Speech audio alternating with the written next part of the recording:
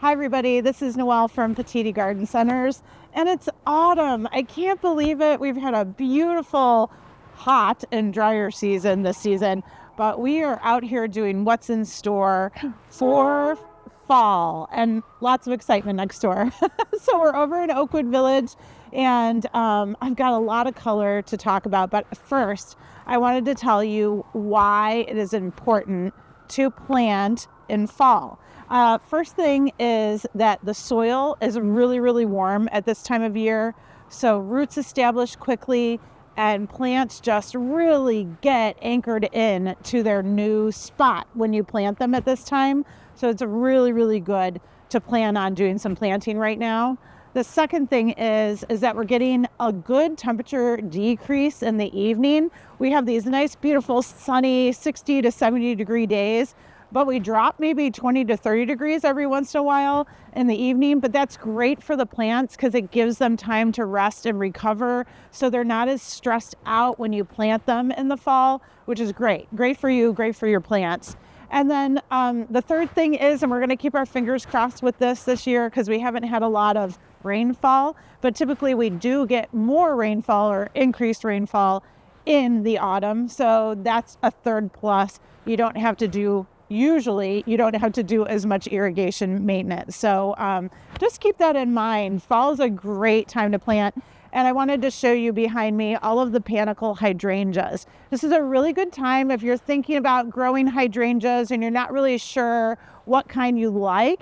The Panicle hydrangea we often recommend as really the easiest hydrangea to care for. And it's also the most sun tolerant, really heat tolerant of the bunch in the hydrangea family umbrella, if you will. So Panicles, and now is a great time to check them out, see what their flowers look like, how they color up for the fall, because most of them do have a blush color or maybe even a darker pink color, just depending on the variety. And then also you get to see their height as well. So, some of these are real small and compact, and some can get much larger, a good 6 feet or so. So now is a good time to check them out. So let's go look over here, and you can tell lots of beautiful varieties, some with more open flowers, or what we call kind of a lacy flower, where you have the small, little, tiny true flowers in the center, and then the big petals around. That type of flower is going to be way better for attracting pollinators than maybe something that's more solid with the sterile flowers. So just look for those types of things. I'm thinking this is Pinky Winky. Let me see if I can find the tag really, really quick. It is Pinky Winky. So Pinky Winky is going to be one of those that you'll see. Again, coloration, usually the coloration starts at the bottom and works its way up to the tip. You can tell new flowers are really, really bright white. And again, all these panicles, they really have the vigorousness to continue to push out bud and bloom. So you can go through and deadhead spent flowers, old flowers, dried flowers. You can use them in cut arrangements and what have you, but then they'll continue to bloom and really perform for you out in the garden. Just some taller varieties throughout, guys. And I wanted to show you a little hottie was somewhere. Oh, Taylor, I walked right past it. Look at this one. Look at how compact this one is comparatively. So little hottie is going to be a very short, compact Panicle hydrangea. You can tell as the flowers come out, very, very dense. And as it goes through the season again, it'll get that blush color. And these guys, you can tell, have really kind of been cut back. This is a really new flush of growth and look really, really nice. So you're going to have variations just depending on what you like. And like I said, right now you can really see how those colors kind of change in their flowering and come true. So it's a really good time to check out the Panicle hydrangeas especially. We're back by the Evergreen hollies back here, and there's two really cool varieties. There's Castle Wall, which is a male variety. These are from Proven Winners, but you can already tell has that nice, beautiful pyramidal growth to it. These hollies, if you're looking for more of an upright evergreen accent, hollies we love, again, because it's a 4-season plant. You're always going to see foliage on them. With the male plant, you'll just see foliage. With the female holly, you'll see the berries on that. So we'll show you that in a second. But I wanted to show you this because this holly is blooming right now. And usually when we're looking for hollies and trying to tell if they're male or female, you've got to look at the white flowers in the springtime typically. And this is throwing out blooms now. But when you look at this, Castle Wall being the male, you see these little white flowers right here. And all we see right now are the antheridia that are around the center of the flower. There's 4 stamens right here.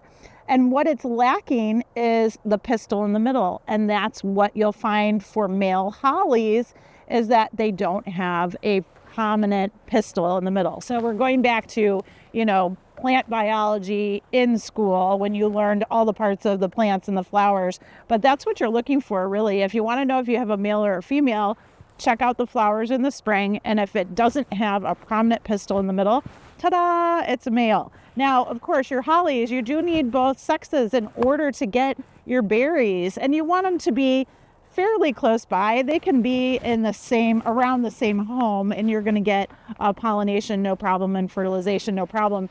But again, Castle Wall kind of goes with Castle Spire. I should say that this holly can grow up to about 8 foot tall, typically. Usually gets about 3 to 4 foot wide out in the landscape. So again, you get that beautiful pyramidal shape, and the foliage is just a deep, dark green when it matures. It's really, really beautiful. Then around the corner, you'll see, oh, she's right here. I thought she's around the corner. I'm so sorry. So she's right here. This is Castle Spire, okay? So this is the female complement to the male. And then you can tell, my gosh, she is so berried up. There's a ton of holly berries on her. Again, same kind of form habit here, where you get that nice upright pyramidal shape. And she is also blooming, Taylor. So if you look, I guess I'm going to have to look up Castle Spire to see if they kind of repeat bloom out there in the landscape. But you can see that big pistil right in the center. So that's really, really cool. That's how you tell the difference between your males and female holly. Okay, biology lesson this morning. Windy day out here, but we're by the evergreens, and boy, they absolutely don't mind it at all. That's one of the benefits of growing needles, that you really don't have to worry about warm winds or cold winds. They just do very, very well in our environment. I wanted to show you because Taylor was like, oh my gosh, have you seen them? The weeping Alaskan cedar. Okay, so this is Chamaecyparis nutcatensis, okay? And it's what they call pendula, where it has a weeping or pendulous kind of habit, branch form, weeping down. Beautiful. They're tiny right now, probably no more than about 4 foot right now. These guys will grow for sure. You get up to about 30 foot with Alaskan cedar or more in our area. What's interesting about this evergreen is that, the form is absolutely gorgeous. The color is usually like a grayish green to darker green as they do mature and grow. But I wanted to tell you that these plants are kind of on the cusp of being hardy in Northeast Ohio.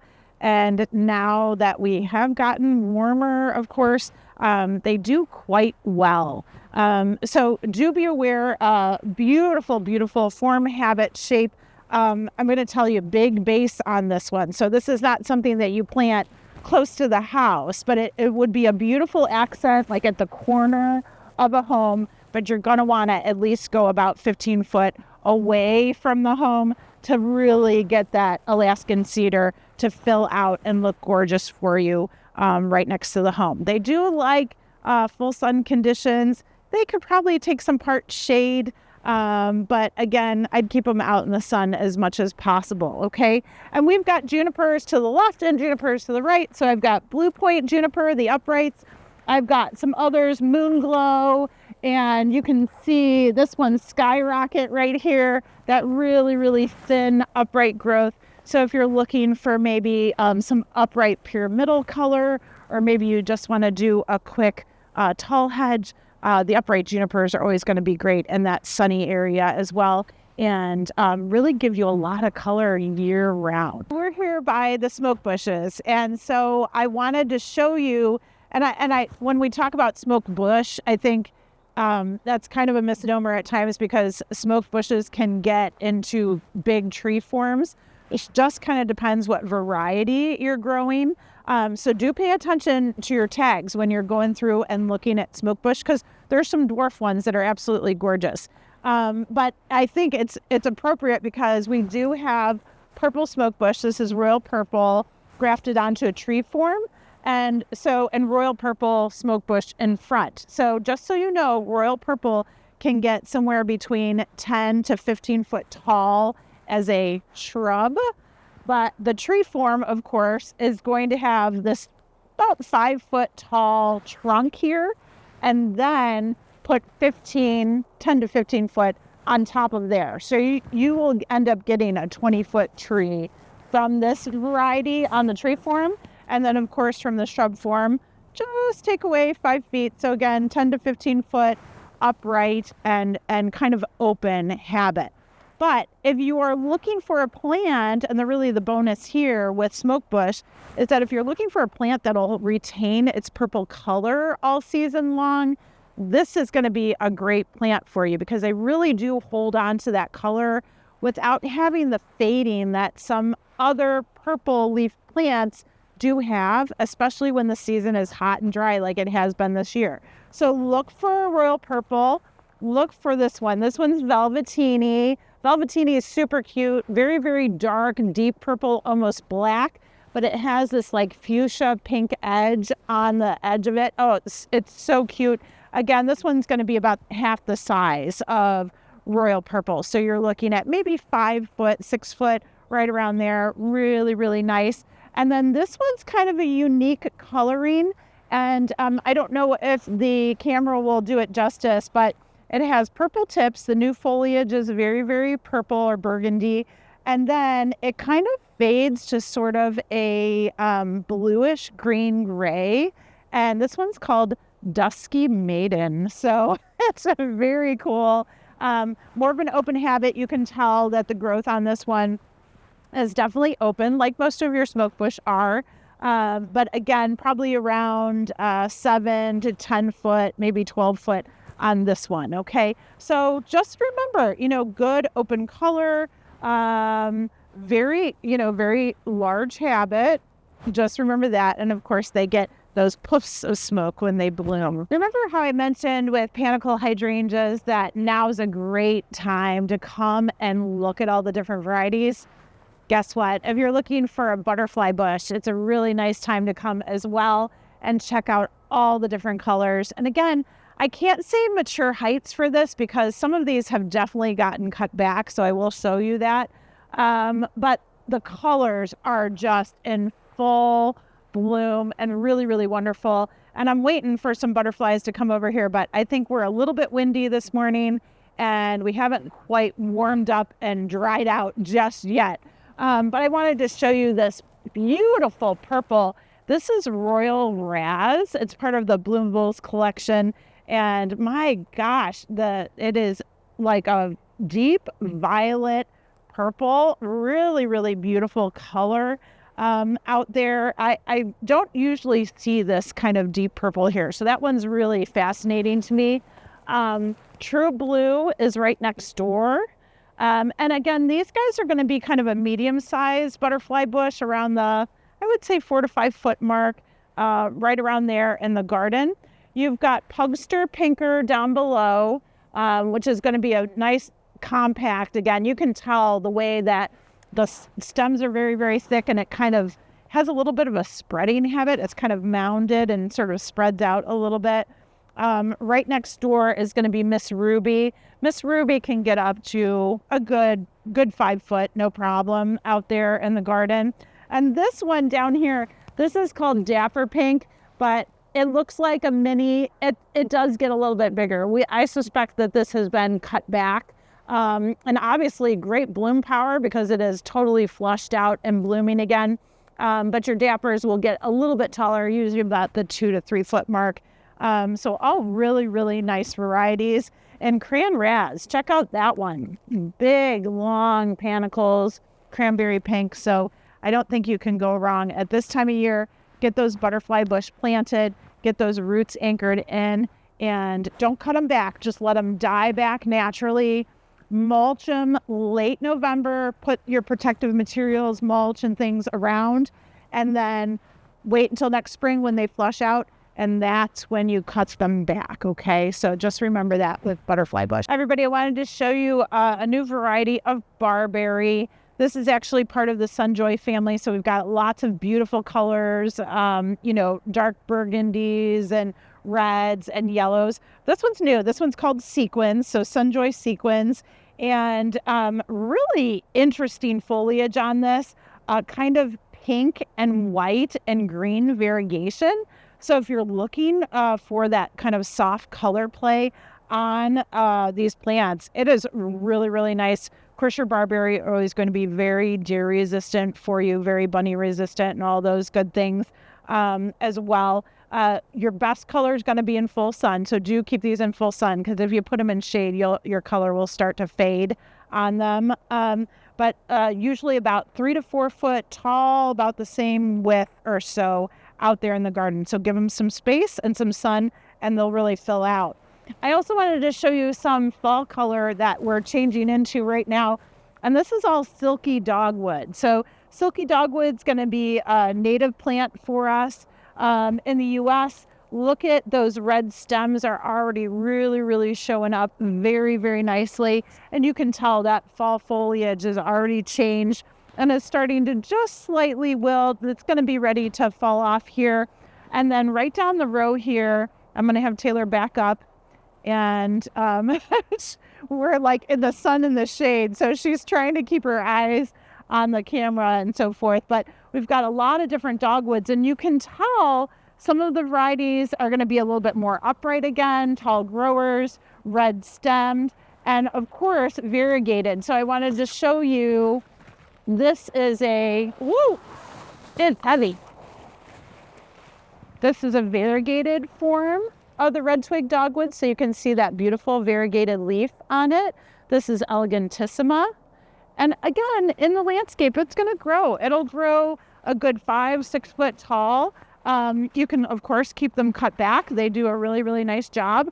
Or you can go with maybe a smaller form like ivory halo that's going to stay a little bit shorter in the landscape for you, probably around the 3 to 4 foot mark.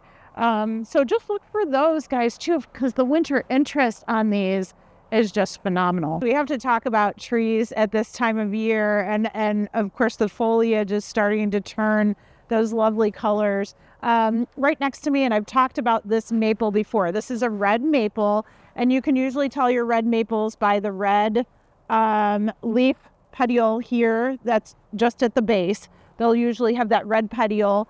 And this one's Sun Valley. This variety is really fun because it's a great red maple. It's also fairly compact or shorter than most of your red maples out there. This one's like 20 to 30 foot tall, whereas most of your red maples can get up to 40, 50, 60 foot at times. So if you're looking for a red maple, you want that beautiful foliage color in the fall, try Sun Valley. If you just have a smaller space, you don't want to go as tall as the typical red maples.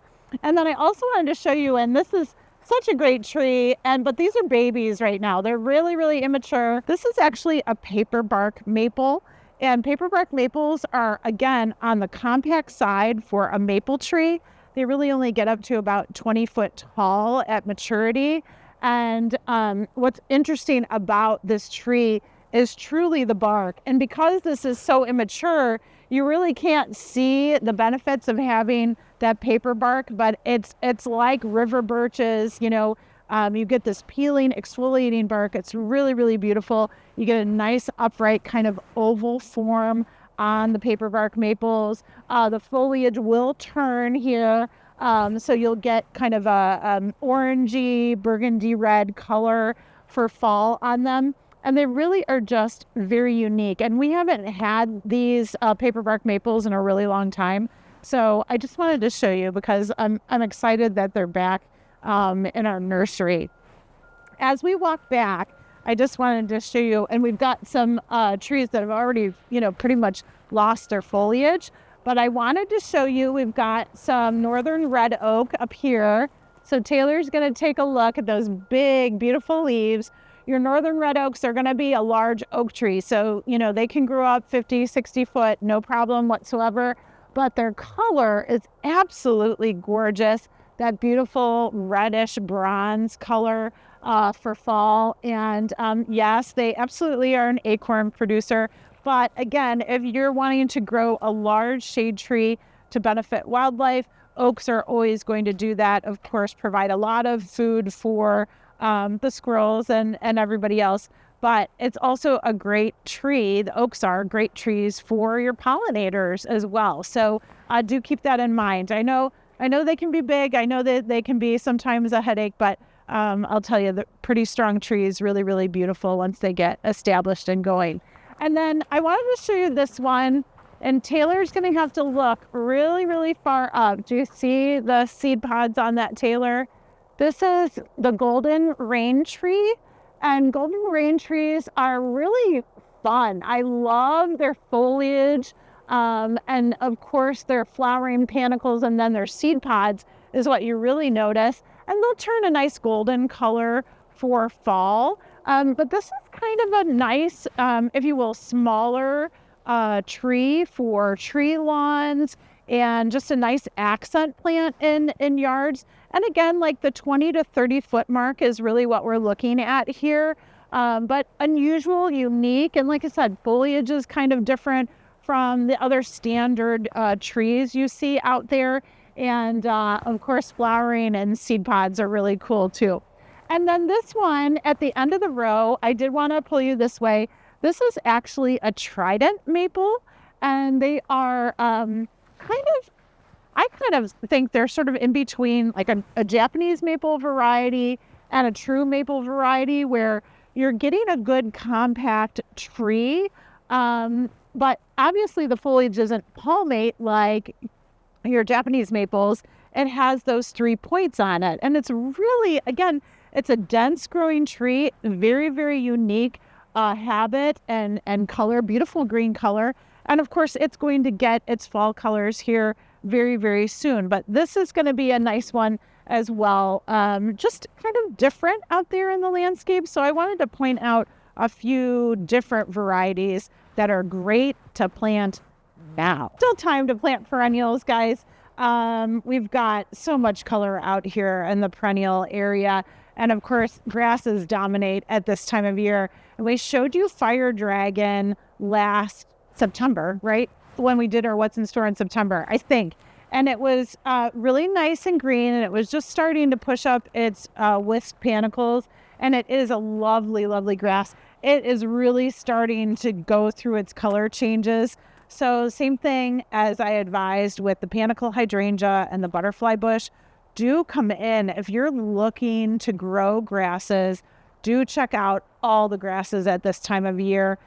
Stella at Oakwood and at our other garden centers, they will line them up from like shortest to tallest, so you can see full growth on these plants. And of course, fire dragons coloring up nicely. Look at those beautiful whisks.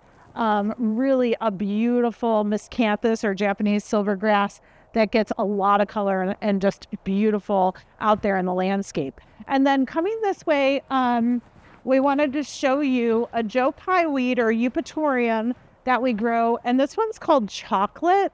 And Chocolate, this one's actually been cut back. You can tell how short it is. Chocolate Joe Pye weed will typically grow about, I would say 3.5 to 4 foot in the garden. Okay. It gets beautiful, bushy, upright, beautiful kind of bronzy purple foliage typically, and these beautiful white flowers, clusters of flowers that the pollinators absolutely love. So it's a wonderful plant.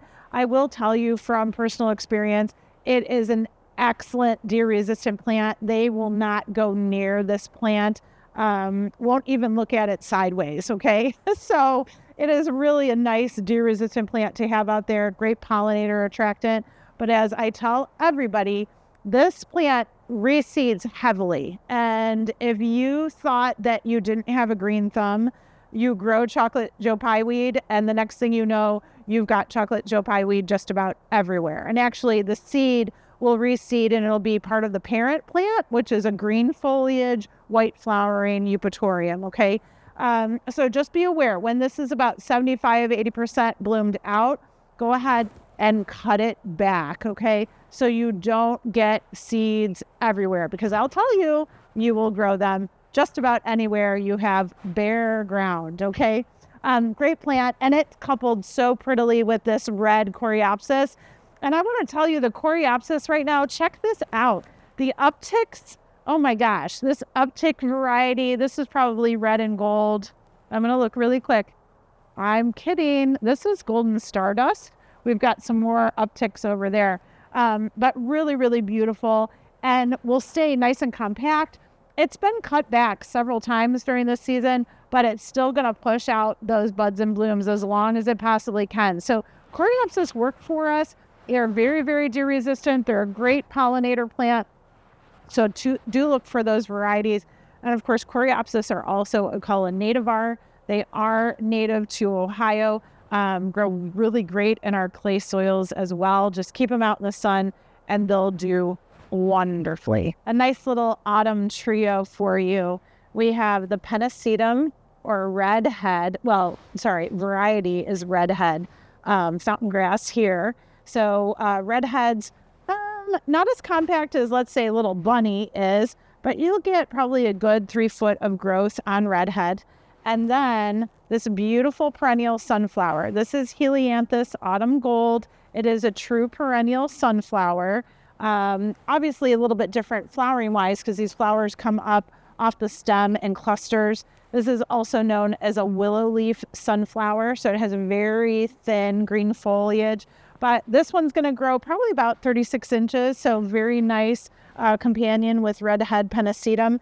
And then down below, you can go ahead and put your purple coral bells. This is Forever Purple. Really, really beautiful. Very, very thick textured coral bell. And I've always told you all that when you're picking your coral bells, make sure you're feeling them.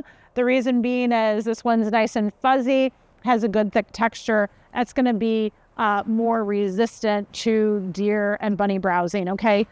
So keep that in mind. So try redhead Pennisetum, autumn gold perennial sunflower, and Forever Purple coral bell. And if you haven't changed some of your summer colors out to fall colors in the garden, think about doing that. There's so many beautiful mums, and we have cabbage and kale and ornamental peppers, pansies, violas. So if those summer annuals are starting to get tired, it's time to pop them out and go ahead and put in your fall color. Don't forget your pumpkins, of course, to decorate that front porch and get carving as well. So lots and lots of beautiful autumn color. You know what else October is a really good time for? Planting your spring blooming bulbs. This is the time of year, and they usually come in, most of those bulb varieties come in like Labor Day, and it's usually too warm to plant at that time. It's great to plan at that time, but not necessarily plant. So when we move into October and those cooler nights start to happen, and then our day, air temperature starts to drop, and we get around 40, 50 degrees, that's a great time to think about planting or installing your spring blooming bulb. So we talk about this a lot, and Angela mentions it too. Planting in like a layered bulb garden or a space or a pot, you can do that very easily. Layer your largest bulbs on the bottom, medium-sized bulbs on top of them, and then small bulbs on the top. And you can do that in a 10 to 12 inch wide area. Just dig 10 inches deep and you're ready to go. So you can have all of this color, daffodils, hyacinths, crocus on top, and they can bloom all in that same area and just enjoy it for spring. So that's something to think about. Also birding too. So don't forget your feathered friends in October.